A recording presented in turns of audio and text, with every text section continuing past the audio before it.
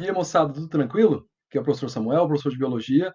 Na aula de hoje falaremos sobre núcleo e divisão celular. Na realidade, teremos 3 aulas referentes a esse capítulo.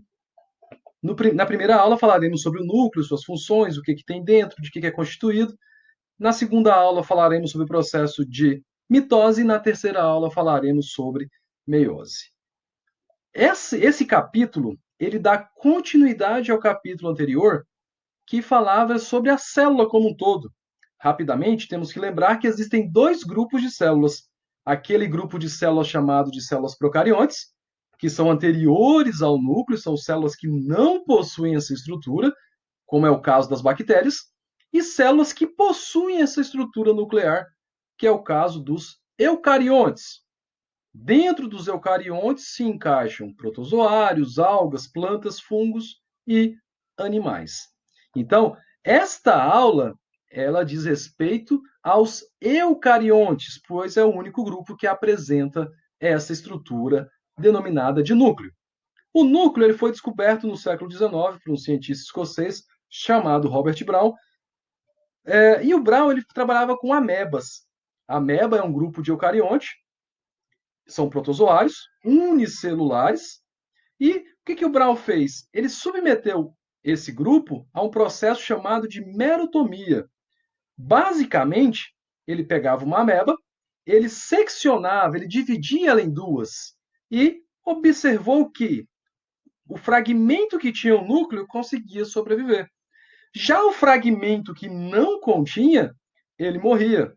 Ou seja, foi o primeiro passo para se entender que existia alguma estrutura que realmente comandava, coordenava a célula. Neste caso, é o núcleo.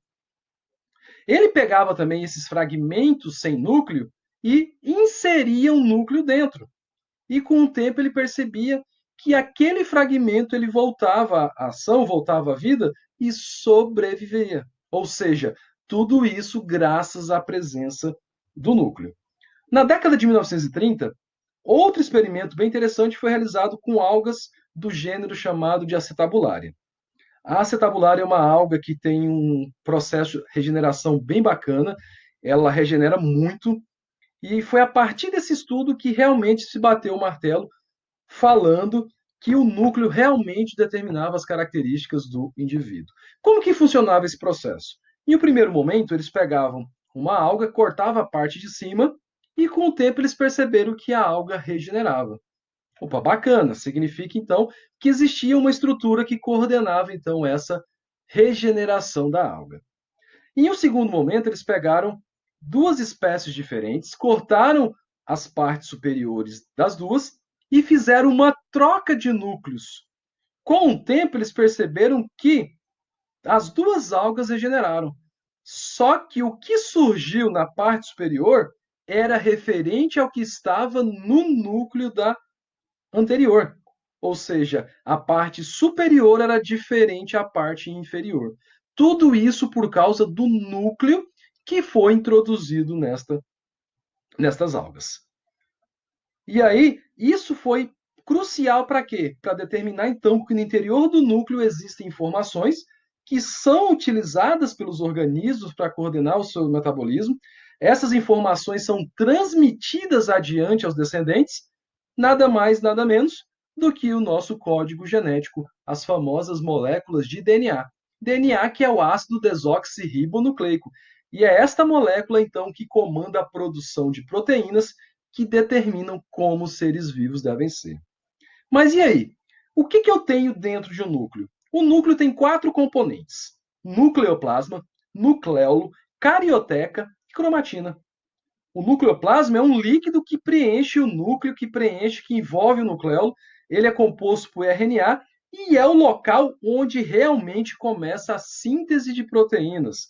Ou seja, a síntese das proteínas, elas começam no núcleo e terminam no citoplasma da célula. Professor, me dá um exemplo de proteína. Claro, você tem a hemoglobina no sangue, você tem o colágeno na pele, você tem a queratina e a melanina na pele.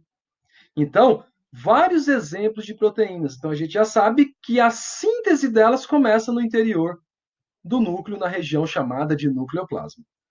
A carioteca, ou envoltório, é aquela membrana que envolve o núcleo propriamente dito. Por isso que o organismo é chamado de eucarionte.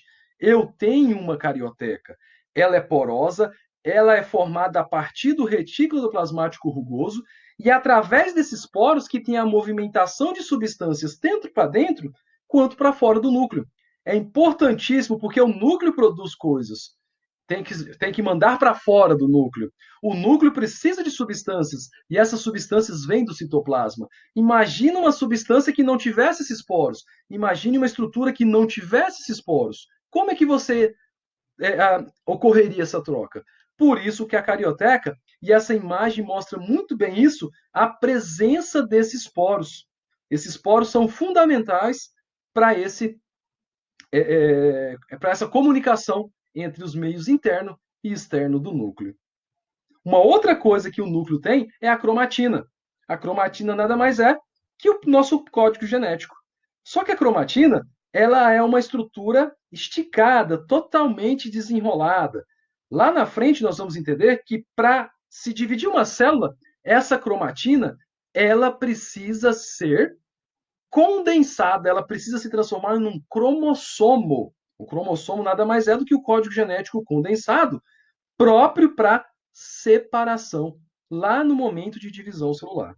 Essa cromatina, então, está associada com estonas, são proteínas que fazem essa condensação, e quando a célula está num estágio, digamos, tranquilo, que ela não está se dividindo, que ela não está no processo de divisão, a cromatina tem duas formas: a eucromatina e a heterocromatina.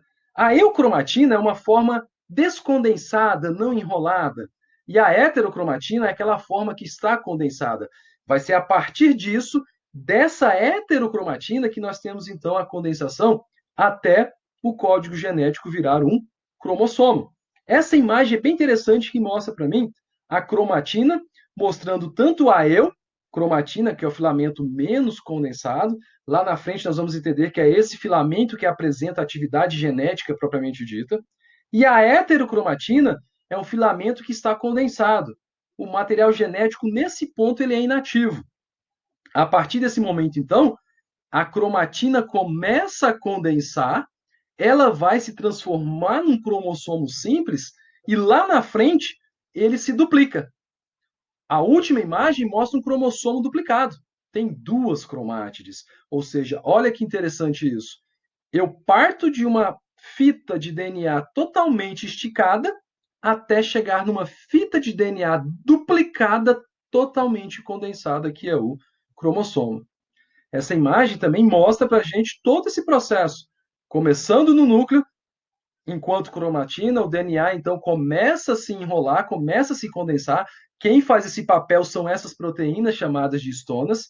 Então as estonas condensam, condensam, condensam até a cromatina virar um cromossomo.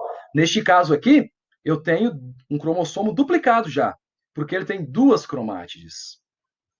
Mais uma imagem para mostrar essa etapa de condensação cromossômica. O DNA esticado, que é a cromatina, a estona começa a condensar ela, e o final do processo de condensação é o cromossomo. Neste exemplo aqui final, lembre-se bem, quando vocês virem esse tipo de desenho, significa que esse cromossomo já está duplicado. Eu tenho duas cromátides, eu tenho duas estruturas unidas pelos centrômeros. Então, cada molécula de DNA acaba se tornando um cromossomo justamente para quê? Para facilitar a separação do código genético entre as células. E isso nós vamos ver na aula 2 e na aula 3, referente a esse capítulo. E uma coisa bem interessante é, o número de cromossomos é constante em indivíduos da mesma espécie, ele não varia. Um número normal, lógico, existem variações e essas variações acabam causando síndromes. Mas o número normal, isso é bem interessante. Aqui eu tenho vários exemplos. Drosófila, que é uma mosca, tem 8 cromossomos. Ela recebeu 4 do pai e 4 da mãe. Nós, humanos, temos 46 cromossomos. 23 nós herdamos dos nossos pais e 23 nós herdamos das nossas mães. E assim sucessivamente. Aqui tem várias espécies: centeio, coelho, cobaia, avoante, que é um tipo de pomba, caracol, minhoca, porco, trigo, macaco, rato, carneiro, cavalo, galo, carpa, que é um peixe, borboleta e samambaia. Cada espécie tem seu próprio código genético, tem o seu próprio número de cromossomos. Esta imagem mostra para mim um cariótipo. Um cariótipo é um conjunto de cromossomos. Neste caso aqui, é um cromossomo humano representando uma fêmea. Como que eu consigo interpretar isso, professor?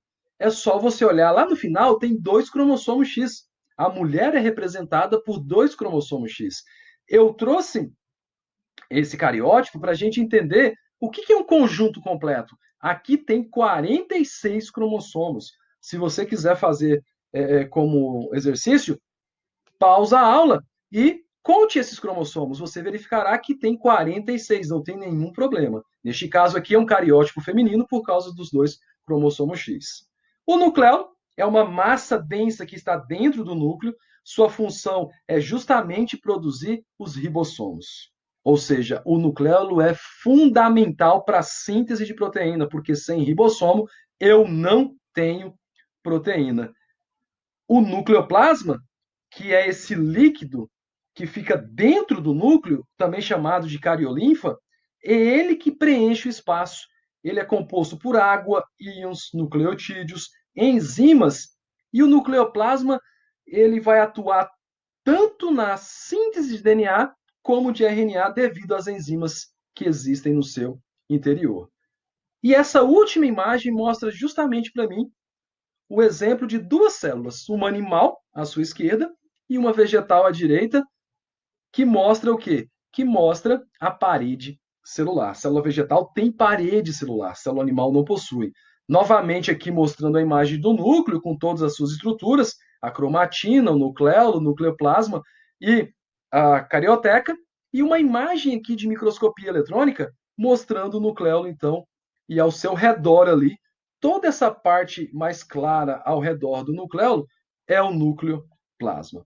Lá na apostila, tem a questão 3, que ela finaliza essa aula para nós analisarmos algumas afirmações e indicarmos se são verdadeiras ou falsas. Questão 3, da atividade proposta.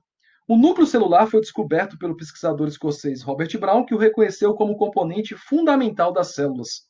O nome escolhido para essa organela expressa bem essa ideia. A palavra núcleo, de acordo com dicionários brasileiros, significa centro ou parte central. Então vamos lá. Item 1. O núcleo só é encontrado em células eucariontes, portanto as bactérias não apresentam essa organela. Correto, bactérias são procariontes. Item 2. Existem células eucariontes com um único núcleo, com vários núcleos e outras células anucleadas. Também está correto. Nosso organismo, por exemplo, o ser humano, nós temos células sem núcleo, as hemácias. As hemácias perderam o núcleo justamente para poder carregar mais oxigênio durante o processo de trocas gasosas.